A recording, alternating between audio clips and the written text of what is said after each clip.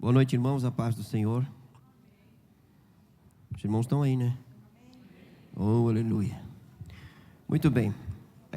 Retomando aqui, a nossa lição é a lição, eu estou sem a revista aqui, mas é a lição 16, né? Só que nós estamos introduzindo com... Perdão, a lição 6, o poder da mensagem da cruz e o caráter do homem, tá? Nós iniciamos falando sobre os 3 aspectos da cruz, e eu quero ir direto para esse assunto, para depois a gente poder entrar na revista. Então os irmãos vão me ajudar aqui, um entendimento, uma compreensão aqui desses aspectos que a palavra de Deus nos apresenta. São, na verdade, princípios absolutos que têm que serem vividos pela fé, tá? Então, à medida que a gente for lendo aqui, trabalhando essa questão, é importante nós termos o entendimento e a compreensão e trazermos para a nossa vida. O primeiro aspecto da cruz, tá, é que Cristo morreu por nós, tá? Isto é, nosso substituto, Ele morreu em nosso lugar, tá? E nós temos que entender um pouco a respeito disso, né? E viver essa realidade pela fé. Então eu vou pedir para que os irmãos abram aí os textos para a gente ir lendo e conversando. Então o primeiro aspecto é Cristo morreu por nós como nosso substituto, tá? Livro do profeta Isaías, capítulo 53, os versículos 4 a 6 e o versículo 10. Isaías 53, do 4 ao 6. Quem achar aí pode ler.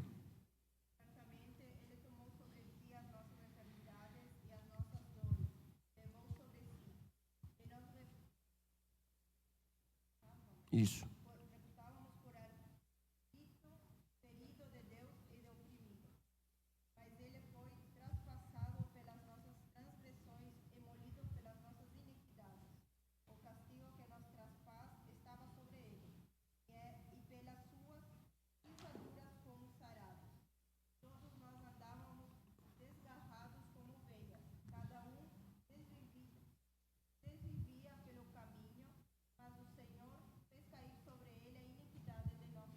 Verso 10. Todavia, ao Senhor agradou morrê-lo, fazendo-o enfermar. Quando der ele a sua alma como oferta pelo pecado, verá a sua prosperidade e prolongará os seus dias, e a vontade do Senhor prosperará nas suas mãos. Amém. Ok. Grande será o teu galardão, minha senhora. E tratando de ti, maior ainda. Olha só, percebo aí que o fato de ter Cristo morrido por nós, tá? Todo julgamento, todo juízo, tá? Toda a ira divina que deveria vir sobre nós por causa do nosso pecado e dos nossos pecados, tá? Cristo toma sobre si. Ele toma sobre si na cruz do Calvário a condenação, a culpa e o juízo do nosso pecado e suas consequências, morte, enfermidade, tudo que vem nesse pacote aí do pecado, ok? Então, o que deveria vir sobre nós veio sobre Cristo. O texto é muito claro aqui. Ele tomou sobre si as nossas enfermidades, as nossas dores, Ele foi transpassado pelas nossas transgressões, esmagado por causa das nossas iniquidades, Então aqui, o castigo que nos traz a paz estava sobre Ele. Ele que foi, na verdade, o alvo da ira divina, e pelas suas feridas fomos sarados. Nós andávamos desgarrados como ovelhas, né? Cada um se desviava pelo seu próprio caminho, mas o Senhor fez cair sobre ele a iniquidade de todos nós. E ainda no verso 10, diz o texto: todavia ao Senhor agradou esmagá-lo, fazendo-o sofrer. Então a morte de Cristo em nosso lugar, tira toda essa questão de condenação, de sofrimento, de dor, ainda que não de forma absoluta, né? Mas aponta também para a eternidade. O que deveria vir sobre nós veio sobre ele. Lembra no Getsêmani que Jesus repete, né, Pai, se possível, afasta de mim este cálice. O cálice ali é da ira divina. O juízo de Deus veio sobre Jesus na cruz do Calvário. Por isso que a ação maligna de Satanás foi justamente tentar fazer com que Jesus não fosse para a cruz. Porque esse era o plano divino de Cristo morrer, ele veio para isso. Toda a pregação, todo o ensino de Jesus, todos os milagres apontavam para esta realidade. Cristo veio para morrer em nosso lugar. Cristo veio para beber o cálice da ira do Pai, que era para nós. Ele tomou sobre si todas as nossas iniquidades. Ok? Tudo tranquilo até aqui? Dá para a gente continuar? Nenhuma pergunta? Não? Vamos avançar. Romanos capítulo 5, versos de 6 a 8. Preste bem atenção. Romanos capítulo 5, versos 6 a 8. Quem achou pode ler.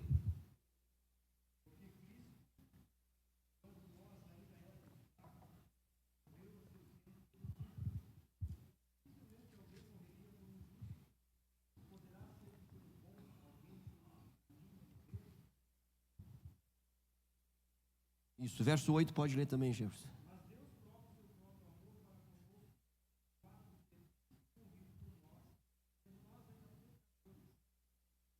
Ok?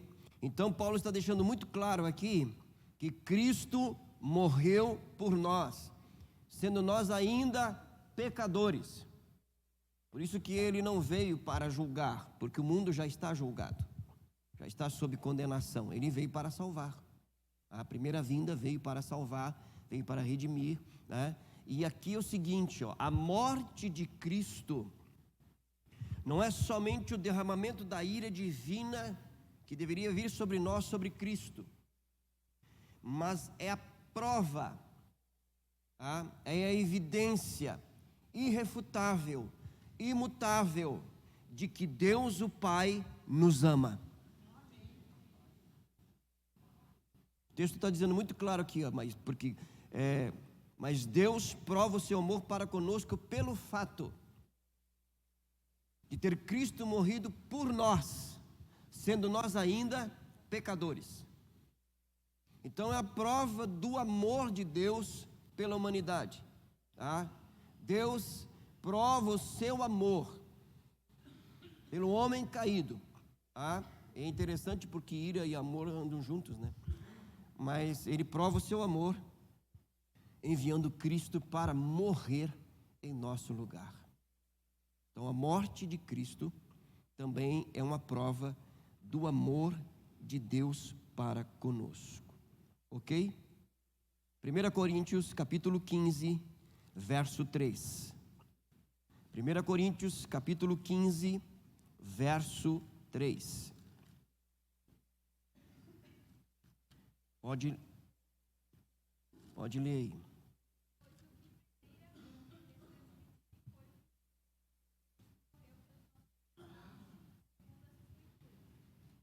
Cristo morreu pelos nossos pecados. Então nós temos aí a morte de Cristo. Traz a ideia muito clara de que a ira de Deus foi sobre ele. É prova do seu amor para conosco. E o que levou Jesus à cruz por os nossos pecados. Ele toma sobre si os nossos pecados, aquele que nunca pecou, e vai para a cruz para morrer. Aquela cruz era minha e sua, mas ele assume o nosso lugar. Isso tem umas implicações transformadoras, porque a morte de Cristo, quando Cristo morre em nosso lugar, ele garante a nossa justificação, a nossa redenção, a nossa regeneração, a nossa adoção. Está tudo incluído aqui. Agora a gente vai ver rapidamente essas questões aqui. Por isso que ele morreu por nós, ele morreu em nosso lugar. Então assim, a partir do momento E aqui é importante a gente entender: justificação, redenção, regeneração, adoção. Tá? Pode colocar aí glorificação também, ok? Nós precisamos entender aqui, por exemplo, assim, irmãos, que nenhuma condenação há para quem está em Cristo Jesus. Você entende isso? Então, se você morrer agora, você está salvo. Com a certeza que você está em Cristo.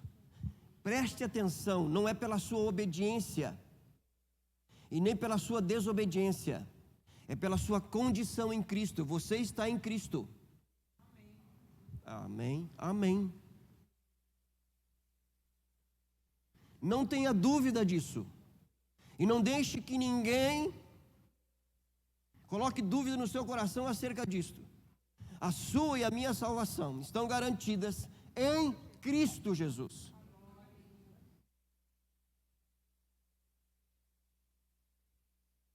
Ninguém aqui vai morrer sem pecado, porque aquele que diz que não tem pecado, mente e faz de Deus mentiroso. É por isso que Cristo morreu por nós. Amém, só um diz amém.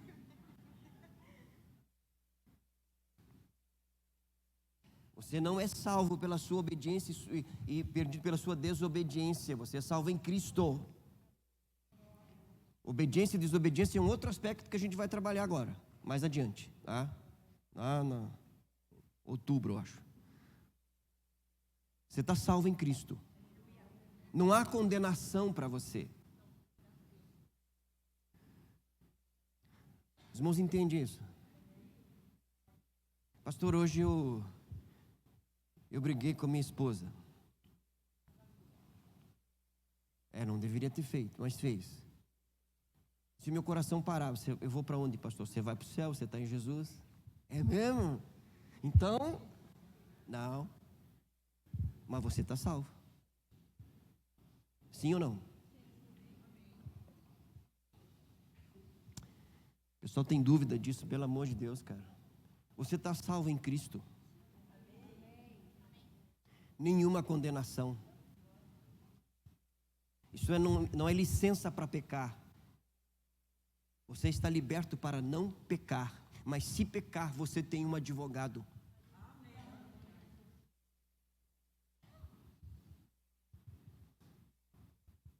Vamos lá. Eu quero crer que você entendeu isso. Colossenses capítulo 2, eu vou ler para você acompanhar, para a gente ir conversando. Colossenses capítulo 2, a partir do verso 11. Paulo escreve a carta aos Colossenses falando sobre a supremacia de Cristo sobre tudo e sobre todos.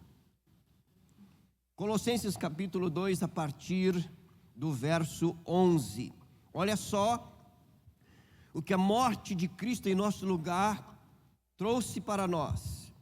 Nele também vocês foram circuncidados, não com uma circuncisão feita por mãos humanas, mas pela remoção do corpo da carne, que é a circuncisão de Cristo. Ele está falando aqui de novo nascimento, de vida nova. Tendo sido sepultados juntamente com Ele no batismo, no qual vocês também foram ressuscitados por meio da fé no poder de Deus, que o ressuscitou dentre os mortos. Ele está falando aqui da vida ressurreta, né? Nós morremos com Cristo, ressuscitamos com Ele para viver em novidade de vida. A vida que nós temos agora é uma vida sobrenatural, é a vida eterna. Você tem Cristo, você tem a vida eterna. Você não vai ter a vida eterna, você tem a vida eterna. Vida eterna aqui não é céu, não é lugar do céu. Vida eterna aqui é uma qualidade de vida sobrenatural. Você sinta meio ET porque você não é dessa terra, você é do céu, mas é vida eterna. Você entende isso? Amém? Olha só, o texto dá continuidade aqui. E quando vocês estavam mortos nos seus pecados e na incircuncisão da carne, Ele vos deu juntamente com Cristo, vos deu vida juntamente com Cristo. Essa vida aqui é vida abundante. Você não vai receber na eternidade, você já tem ela. Você já tem uma vida plena. Lembra que Jesus disse assim, ó, o ladrão veio para matar, roubar e destruir, eu vim para que tenham vida e vida em abundância. Quando Cristo morreu por nós, nós recebemos Ele como nosso Senhor, nós recebemos essa vida abundante. Em Cristo nós somos plenos. É isso que o texto está dizendo. Paulo está dizendo que em Cristo nós temos vida sobrenatural, vida abundante, vida eterna, vida de Deus em nós. É como o pastor Wagner fala, nós precisamos entender, compreender o que nós carregamos. Vida eterna. Somente aquele que está em Cristo. Quem não está em Cristo está morto espiritualmente, não tem isso, não sabe o que é isso, né? Mas eu quero frisar aqui, é que muitos, a grande maioria daqueles que já receberam vida eterna, eles têm vida eterna, mas estão vivendo como se não tivessem. Não busque aquilo que você já recebeu, você já tem. Simplesmente viva a partir dessa realidade. Não busque uma vida abundante, você já tem. Não busque uma vida plena, você já tem. Ele te deu vida em Cristo, vida abundante, vida plena. Você não tem falta de nada. Por isso que o Salmo 23 também ele é soterológico, isto é, ele fala de salvação. O Senhor é o meu pastor, de nada tenho falta. Porque a vida abundante do Senhor está em mim. Mas olha só, o texto continua.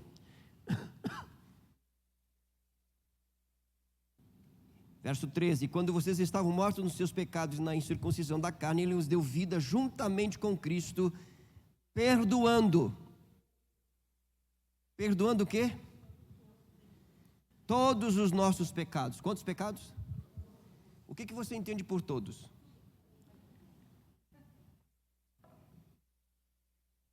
Até os que você vai cometer também já estão perdoados, sim ou não?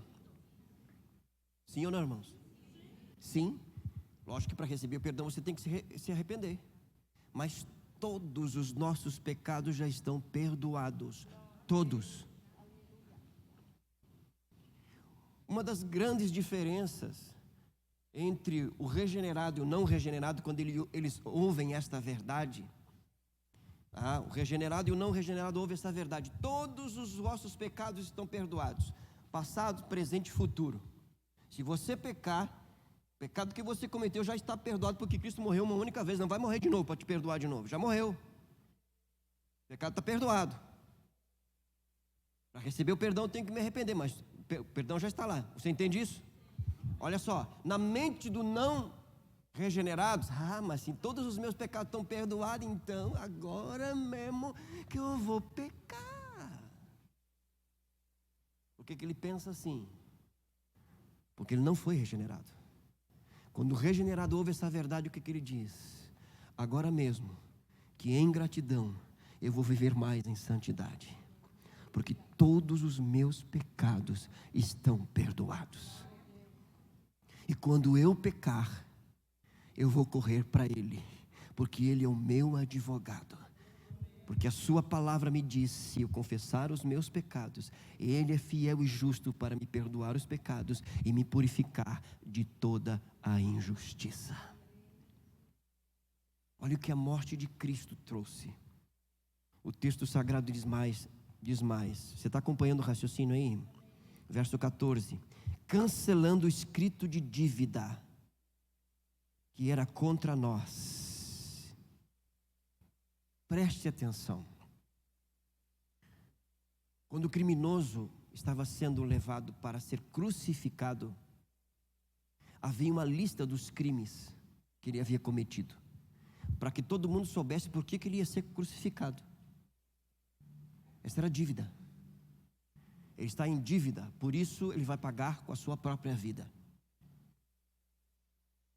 Lembra da inscrição na cruz? Esse é Jesus, Rei dos Judeus. Essa era a sua dívida.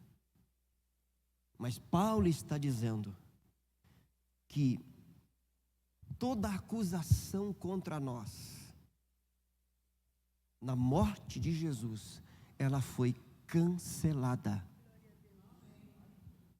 Não há mais culpa. Paulo em Romanos vai dizer que nós fomos declarados justos no tribunal de Deus. É por isso que Satanás nos acusa, para que nós não venhamos a crer nesta verdade. E quando nós nos deixamos ser acusados, ou por Satanás e pelos seus amigos, ele nos prende, ele nos escraviza em práticas pecaminosas, que nós vamos ver agora que nós já estamos libertos, porque nós nos sentimos culpados. Mas culpa não é uma questão de sentimento, preste atenção. Culpa é uma questão de lei. Se eu quebrei a lei, eu sou culpado. Mas se eu paguei o preço, não há mais culpa. Eu não paguei, mas ele pagou. Por isso que a última palavra da cruz foi o quê? Tetelestai. Está pago. Toda dívida está paga. Está consumado. Está pago. Não há mais acusação contra a sua vida. Legítima, verdadeira. Não. Todo escrito de dívida foi cancelado. Não somente isso, olha só. Preste bem atenção. Versículo 14. Cancelando o escrito de dívida que era contra nós e que constava de ordenanças, o qual nos era prejudicial, removeu-os inteiramente, cravando-os na cruz. Sabe, ordenanças, leis, cerimônias, rituais, eles tinham que obedecer, e uma vez por ano eles recebiam perdão. Quantas vezes? Uma vez. Com base nas leis, nas ordenanças. Agora vem Cristo, porque todas as leis e ordenanças e cerimônias e festas apontavam para Cristo. Cristo vem, Ele morre no meu e no seu lugar.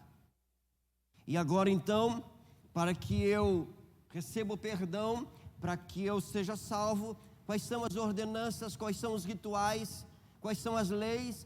Se eu quebrar uma lei, eu quebro toda a lei. Se um princípio da lei eu quebrar, eu sou responsável por quebrar toda a lei. Então é impossível para mim cumprir a lei. Cristo cumpriu em meu lugar. Então não há mais ordenanças, dias, festas. Você está entendendo ou não? Não é. Ele morreu no nosso lugar. Então não tem mais que trazer o cordeirinho, pastor. Não, o cordeiro morreu no nosso lugar.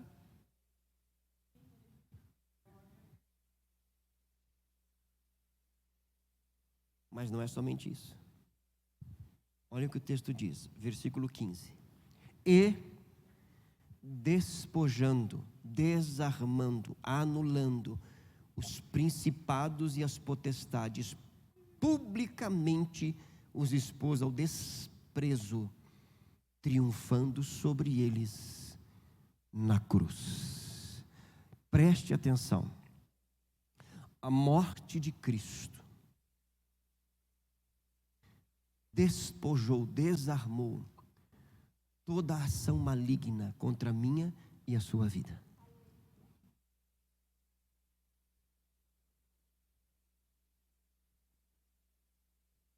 Todo aquele que está em Cristo Jesus está apto para se levantar contra todo principado, potestade, dominador e força maligna nas regiões celestiais. Porque eles foram derrotados na cruz do Calvário. Todo intento, toda investida, toda arma forjada de Satanás e os demônios contra a sua vida não vão vingar. Você tem que crer nisso, irmão. Você tem que exercer fé nisso.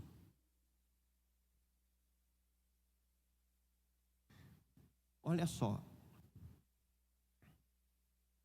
Todos nós nascemos em pecado, sim ou não? Claro que há alguma diferenças entre nós no sentido de prática de vida. Alguns, por exemplo, eu não vivi no mundo a vida que o pastor Wagner viveu. Eu não pratiquei coisas que ele praticou, eu não me envolvi, com rituais que ele se envolveu. Mas tanto eu como ele nascemos em pecado. E assim como ele, eu também estava debaixo do jugo não só do pecado, mas também de Satanás. Mas por não praticar algumas coisas que ele praticou, não me envolver com algumas coisas que ele se envolveu, eu não tive a experiência que ele teve. E eu não tive a perseguição que ele teve depois que ele veio para Cristo. Você está entendendo o que eu estou falando ou não? Então isso nós precisamos entender. Então há experiências diferentes, mas nós somos tirados do mesmo lugar. Nós somos tirados das trevas para a sua maravilhosa luz. Nós somos libertos do poder de Satanás para o poder de Cristo. Simples assim, irmãos. O sangue que ele vale para mim. O poder que o libertou me libertou também. É apenas a experiência de vida que é diferente. Os irmãos estão entendendo ou não? Isso tem que ser trazido para nós,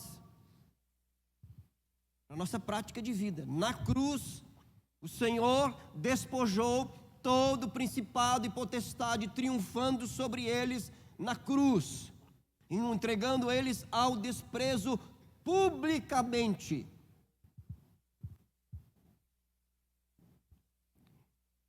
Esse é o primeiro aspecto da cruz. Cristo morreu por nós. Por isso, temos justificação,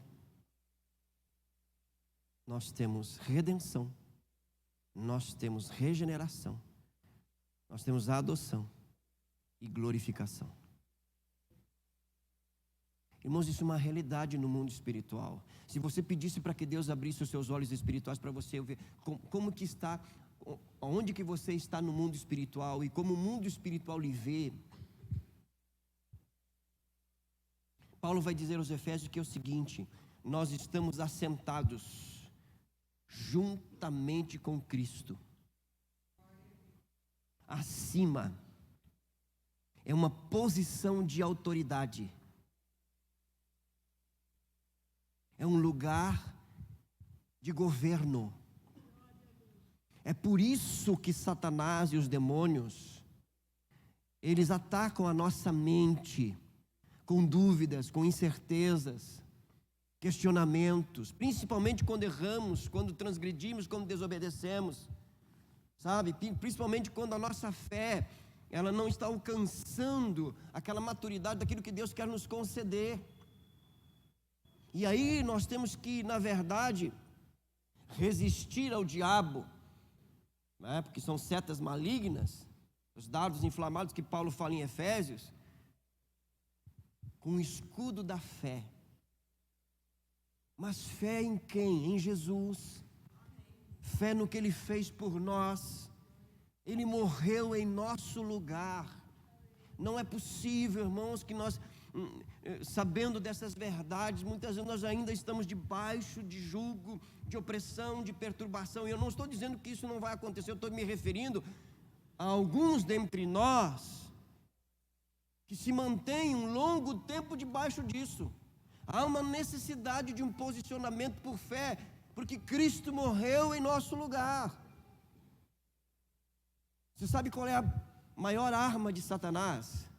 É o engano. Ele é o pai da mentira. Sabe qual é a maior arma contra ele? É a verdade. Conhecereis a verdade, e a verdade vos libertará. Vocês lembram da experiência daquele pastor no avião? Que ele estava sentado ao lado de um outro homem, e o pastor estava em jejum. A moça veio e perguntou se ele queria comer alguma coisa. Ele disse não.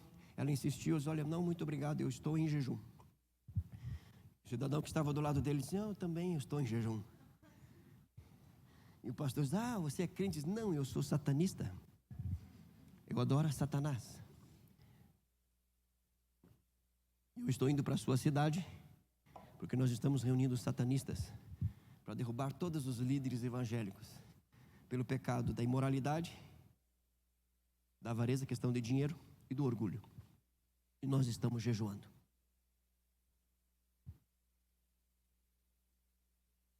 E o pastor disse para ele: mas por que vocês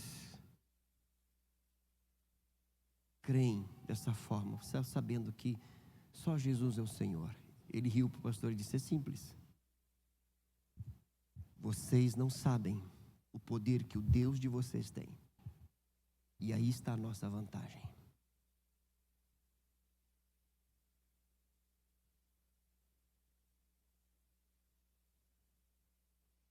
Meu povo está sendo destruído porque lhe falta conhecimento. O mundo espiritual das trevas na sua totalidade sabe quem somos, o que nós temos e o que nós podemos em Cristo Jesus. Mas nós precisamos não só saber, mas viver o que somos, o que temos e o que podemos em Cristo Jesus. Ele morreu por nós. Por isso que não é uma coisa simples, irmãos. Por isso que a batalha de muitas pessoas, às vezes, que elas vêm para o Evangelho, elas estão se preparando para o batismo, e até o batismo elas enfrentam várias dificuldades. Sabe por quê? Batismo é iniciação. Batismo é porta de entrada. É entre aspas, um ritual onde você vai ser introduzido em um tipo de relacionamento de fé e obediência. Você pode ser batizado, tá, em qualquer segmento religioso. Todo segmento religioso tem um tipo de batismo. Porque o batismo é a porta, escute isso, é uma porta de entrada, de um pacto, de uma aliança. Seja em palavras, seja em promessa, seja aliança de sangue. Você está entendendo o que eu estou falando ou não?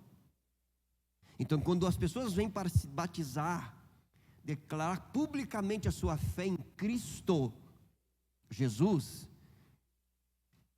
elas estão dando início a uma realidade só. A partir de hoje, meu Senhor é Jesus. Daí a batalha espiritual. Porque não é uma coisa simples. Não é um mero ritual. Não dá para brincar com essas coisas, irmãos. Porque o mundo espiritual não brinca com isso.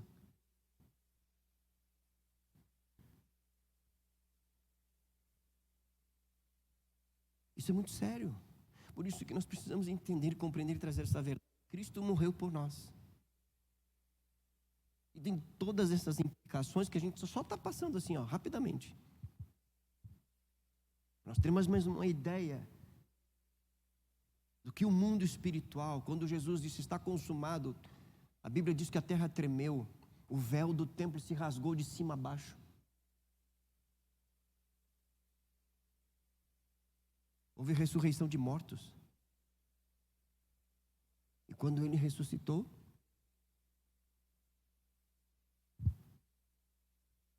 são eventos que trazem em si princípios absolutos e transformadores para esta vida e para a eternidade. Nós não podemos apenas saber sobre isso, falar sobre isso.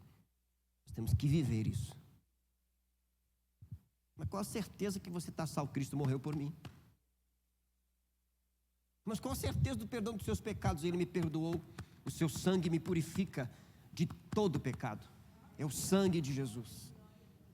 Com que autoridade? Pela autoridade do nome de Jesus, que despojou principados e potestades, trazendo ao desprezo publicamente, triunfando sobre eles na cruz do Calvário.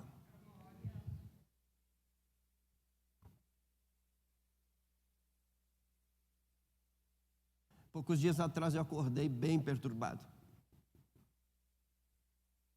Mas a coisa estava tão porque eu esperei ficar sozinho em casa.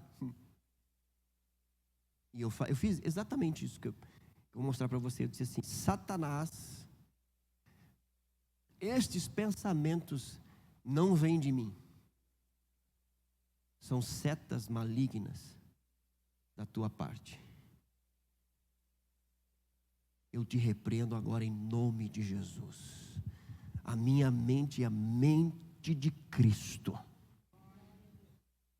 Tudo que é puro, tudo que é santo, tudo que é justo, tudo que é verdadeiro.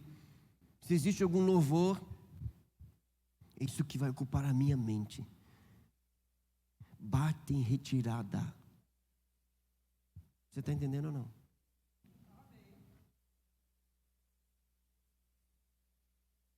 Alguém me ligou assim: pastor, sonhei com o senhor que fizeram um trabalho. Perderam tempo. Não é para o senhor ficar com medo, mas eu não tenho medo.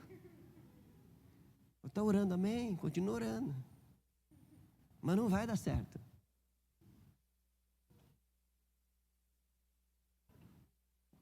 Segundo aspecto da cruz, está pronto aí? Morremos com Cristo. Se o primeiro é Cristo morreu por nós como nosso substituto, agora morremos com Cristo. Isso significa que Ele se tornou o nosso libertador. Vamos lá, Romanos capítulo 6. Olha só, Romanos capítulo 6. Isso aqui já aconteceu. Não está acontecendo ou vai acontecer, não. Já aconteceu, tá? Como Cristo já morreu, quem nasceu de novo já morreu com Cristo, ok? Romanos capítulo 6, acompanha a leitura, eu vou ler aqui, a partir do verso 1, tá? Até o verso, acho que quase todo, mas vamos lá. Que diremos então? Continuaremos no pecado. Perceba que pecado como singular, tá? Que é a vida independente de Deus, morte espiritual, não são práticas pecaminosas, então seria pecados aqui, mas aqui é pecado, ok? Tá falando dessa condição de vida, morte espiritual. Continuaremos no pecado para que a graça aumente ainda mais? De modo nenhum. Olha só, como viveremos ainda no pecado, nós que já morremos com Ele? Que já morremos para Ele? Ou será que vocês ignoram que todos nós que fomos batizados em Cristo Jesus, fomos batizados na sua morte? Fomos sepultados com Ele na morte pelo batismo, para que como Cristo foi ressuscitado dentre os mortos, pela glória do Pai, assim também nós andemos em novidade de vida. O que Paulo está dizendo aqui? Quando nós entregamos a nossa vida a Cristo, entendendo que Cristo morreu por nós, nós também temos que entender que nós morremos juntamente com Ele. Morte é separação. Então nós somos separados do pecado, de uma vida de morte espiritual, de condenação eterna, de debaixo do jugo do pecado. Nós somos separados. Nós não estamos mais no pecado. Nós estamos em Cristo, porque nós morremos com Cristo e ressuscitamos com Cristo, isto é, nós somos separados do pecado e trazidos agora para a nova vida em Cristo, para andarmos em novidade de vida com Deus. Isto já aconteceu.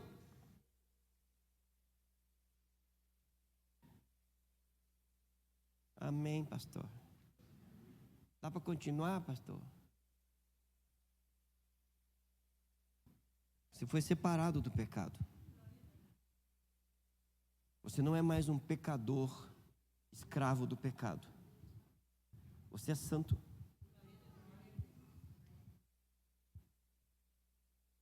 Pastor, mas às vezes eu peco. Sim, um santo que peca. Antes você era um pecador tentando ser santo. Agora você é um santo que peca, mas não vive no pecado. Você entende isso? Entende mesmo? Então o poder que te escravizava, ele foi quebrado. Porque você morreu com Cristo.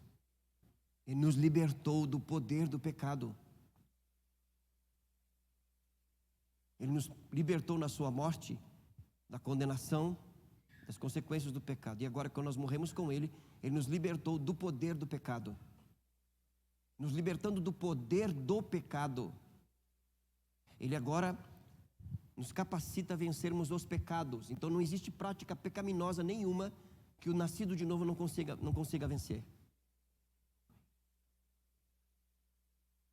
Se a fonte foi anulada, os resultados também perderam seu poder. Entenda isso. Ele nos libertou. Vamos continuar aqui. Você me ajuda aí. Verso 5. Porque se fomos unidos com Ele na semelhança da sua morte, certamente também seremos na semelhança da sua ressurreição. Primeira coisa, sabendo isto, o que nós temos que saber? Tá? Que a nossa velha natureza foi crucificada com Ele. O velho homem foi crucificado.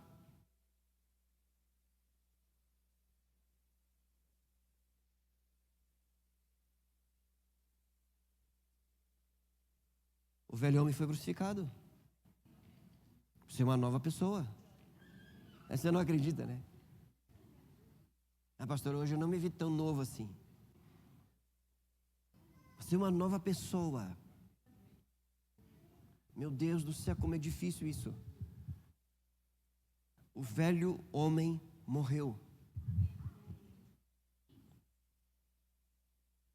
Isso já aconteceu, irmãos. Novo nascimento, já aconteceu. Para que o corpo do pecado, o que é o corpo do pecado?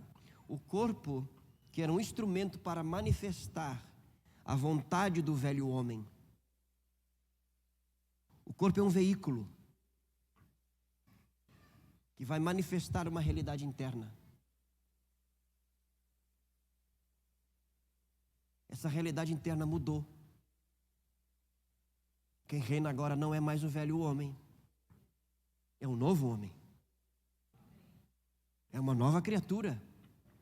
Uma nova natureza. Mas o pecado está lá, pastor. Está lá. E ele está vivo, tá. Mas ele é o Senhor. Não, não é mais. O Senhor agora é Jesus. Você está entendendo ou não? Olha só. Sabendo isto, que a nossa velha natureza foi crucificada com Ele, para que o corpo do pecado não seja destruído e não sejamos mais escravos do pecado. Por que o corpo vai ser destruído? Porque o corpo vai ser anulado sim, na sua prática de vida. A sua prática de vida vai mudar agora, porque agora ele tem uma nova natureza. Então não vai ser mais escravo do pecado, porque ele já foi liberto. Eu não tenho mais aquela realidade assim, eu queria obedecer, mas eu não posso. Eu queria andar em santidade, mas eu não posso. Eu não queria pecar, mas eu não posso. Eu tenho que pecar porque eu sou um pecador. Não, por nascido de novo não existe isso.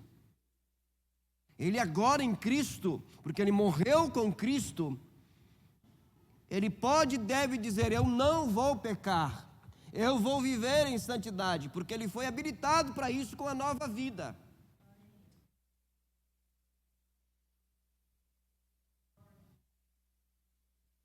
Olha só, verso 7.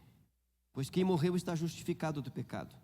Ora, se já morremos com Cristo, a primeira coisa é saber, o segundo é crer. Olha só, verso 8. Cremos que também viveremos com Ele. O poder da nossa santificação é Cristo em nós. Nós morremos com Cristo, ressuscitamos com Cristo, a nossa experiência está em Cristo. Ok? Então nós cremos em Cristo. O texto diz de maneira muito clara, verso 9: sabemos que havendo Cristo ressuscitado entre os mortos, já não morre. A morte não tem domínio sobre ele, pois quanto ao ter morrido, de uma vez para sempre, morreu para o pecado. Mas quanto a viver, vive para Deus. Assim também vocês considerem-se, levam isso em consideração, mortos para o pecado, mas vivos para Deus em Cristo Jesus. Se considere isso, que a expressão considerar aqui, ela tira de um contexto de Quem trabalha com números de contabilidade. Nós chegamos a esse resultado. Então, se morremos com Cristo, ressuscitamos com Cristo, o velho homem foi crucificado, então agora eu tenho nova vida. E eu tenho que levar isso em consideração na minha prática de vida. Eu não sou hipócrita quando eu estou obedecendo, quando eu estou andando em santidade, porque esta é a minha nova natureza agora. Eu sou hipócrita quando eu nasci de novo, o Espírito de Deus habita em mim, eu sou uma nova criatura e eu peco, porque pecar não é mais da minha realidade, é viver em santidade.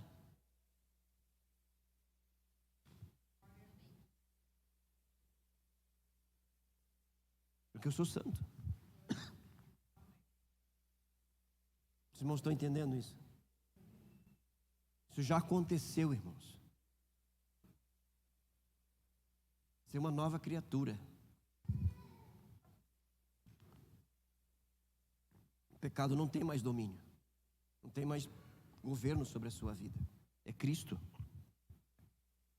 Aí ele vai dizer assim, verso 12. Não, vamos parar aqui no verso 11, porque eu tenho que entrar em outros versículos aqui, porque o verso 12 vai falar de outro aspecto da cruz. Olha só.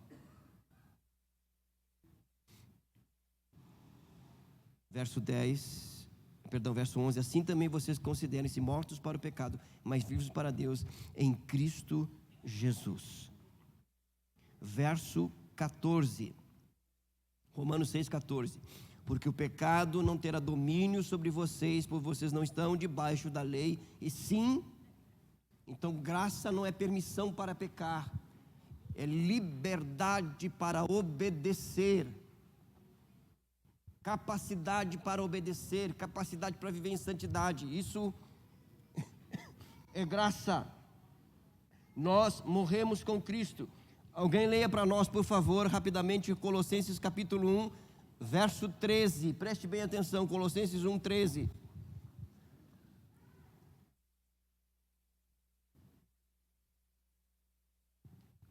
Pode ler. Colossenses 1, 13.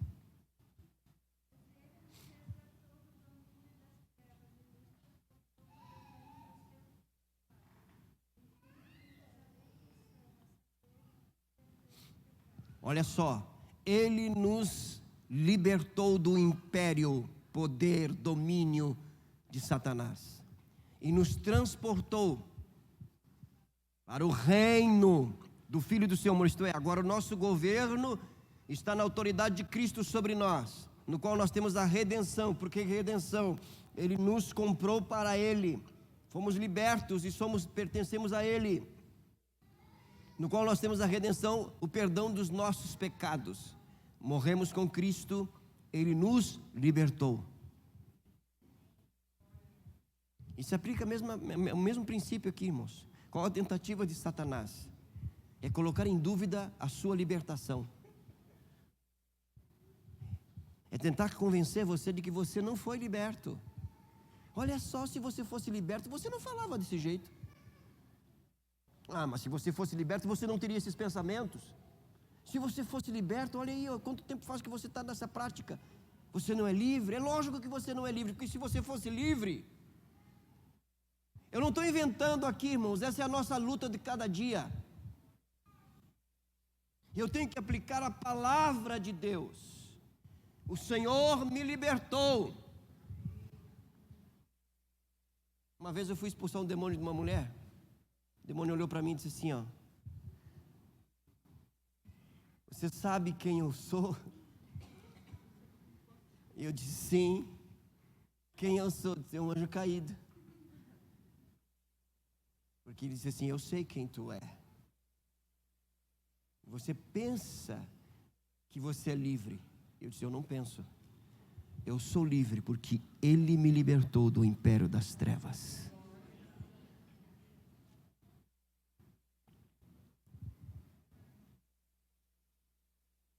Tinha um outro texto aqui, mas eu vou parar porque a gente vai ter que falar nele. Então, primeiro aspecto, Cristo morreu por nós, nosso substituto. Segundo aspecto da cruz, morremos com Cristo, Ele é o nosso libertador.